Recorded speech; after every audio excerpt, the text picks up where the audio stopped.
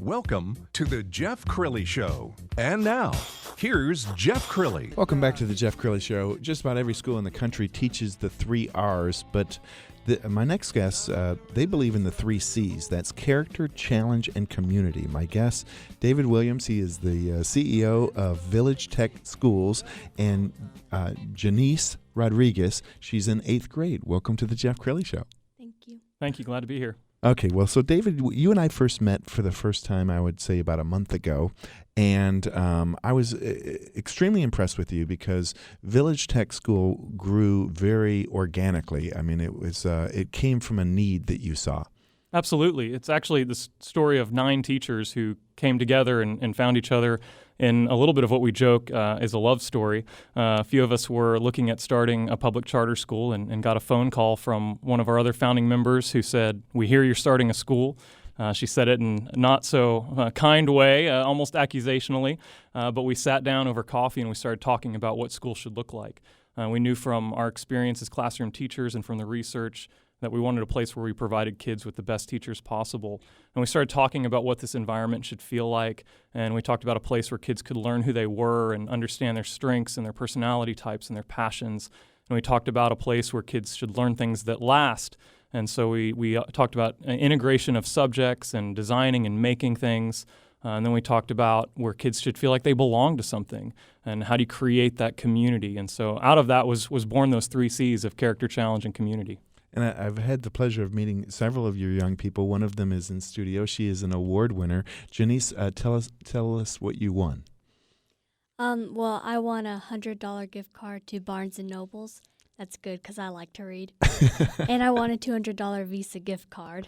Oh, that's awesome. Well, tell us about the essay contest that you won. What was it about?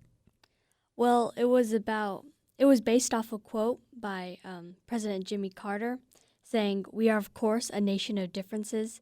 Those differences do not make us weak. They're the source of our strength." And we had to base an opinion around that quote, debating whether it's true or false or a bit of both in my case. So when you thought about it, you've got this blank sheet of paper. You could write whatever you wanted. How did the words come to you? Well, I kind of had to do some research to gather my own opinion because I like to base my opinion off of facts and stuff. So I had to do research about a variety of things. Well, I'm tremendously impressed with you. And then she had to read it in front of like 200 plus business people. David, you must be so proud. I'm incredibly impressed with Janice. She's got this great quiet soul that then gets in front of a microphone and in front of people and really knows how to stand up and present and be confident in what she does. And she really embodied the essence of this contest. It was entitled, Voices in Democracy. And I really felt like her voice came through on the page. And yeah, I had the pleasure of judging this contest, and the grown-ups who were judging the contest really became passionate, and they were fighting for their student that they believed should win the first place.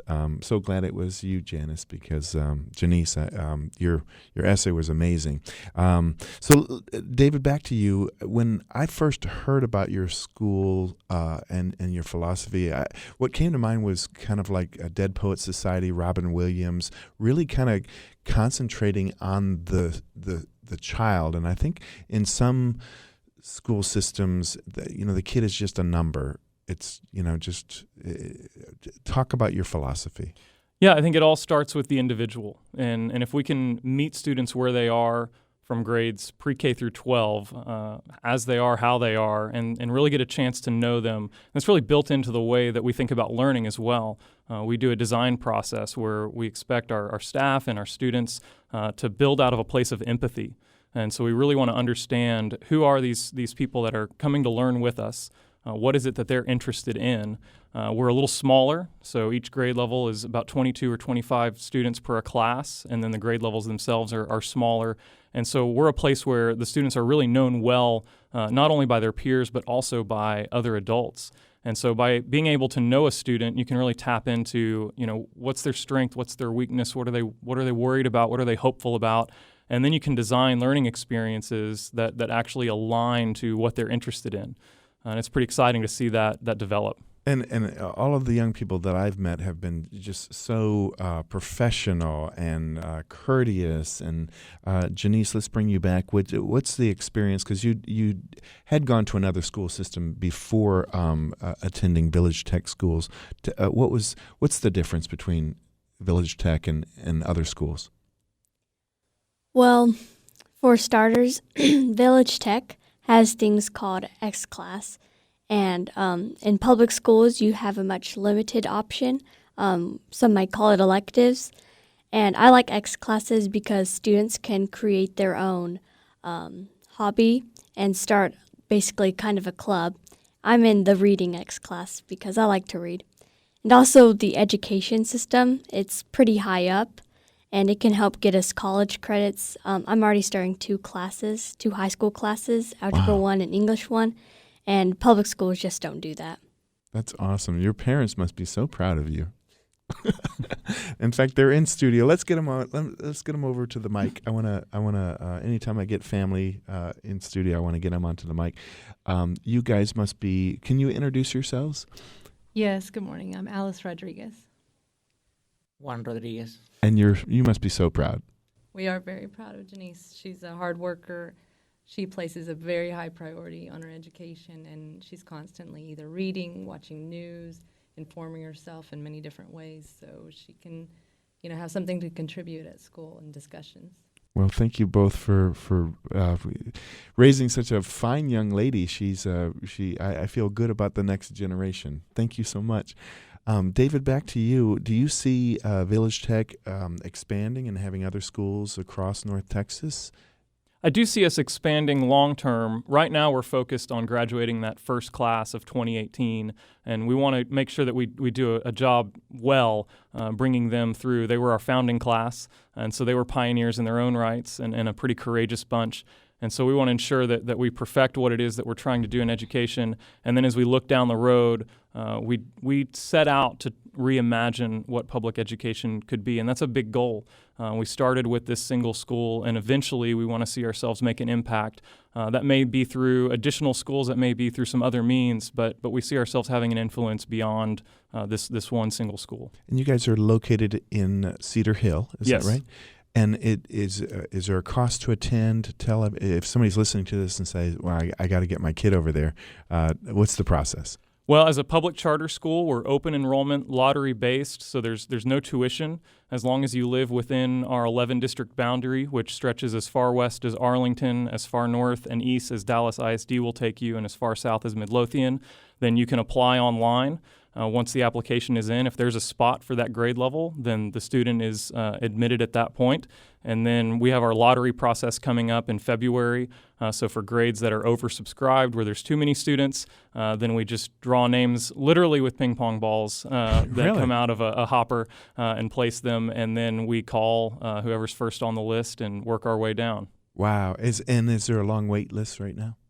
Depends on the grade level. Some grades have longer wait lists than others. So.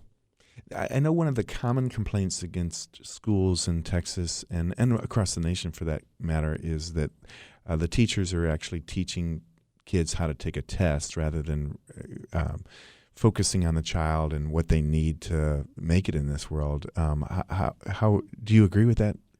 We're still definitely in an environment of high-stakes testing, and there's benefits from standardized tests. We can learn something from that data, but when we take a single metric and determine that it's the most important metric for student performance, it really distorts what we value in education. But when we talk to parents, when we talk to civic leaders, when we talk to businesses, to higher ed, to students, everyone's in agreement about what we value and should be doing in public ed. We should be preparing students for the rest of their lives. And that comes through a variety of skills, things like grit and confidence and the ability to communicate and present, simple things like shaking a hand and looking someone in the eye, being able to communicate and articulate their process for learning, and then doing work that's rich and meaningful, things like writing essays on topics that are timely and important and relevant. And so as long as we keep in mind what our true value and purpose is, then we can be doing education that way, even in an environment that's pushing against that through the high-stakes testing. That's awesome. The website is villagetechschools.org. Janice, we're going to give you the final word for somebody listening to this right now, and they're thinking about maybe they should send their son or daughter to Village Tech. What would you say? Well, I think going to Village Tech is a very great opportunity for a child or student. It can really help you go far in life. Like if I went to a public school, I would have never been given this opportunity. So I think Village Tech is a great choice. Outstanding. Well, thank you both for being on the show, and we'll absolutely have to have you back again. Coming up next on our final segment, for countless North Texans, Culture Map Dallas has become the go-to daily source for home and lifestyle news, where to eat, what to do. The secret behind their success is just ahead on The Jeff Crilley Show. More of The Jeff Crilley Show coming up.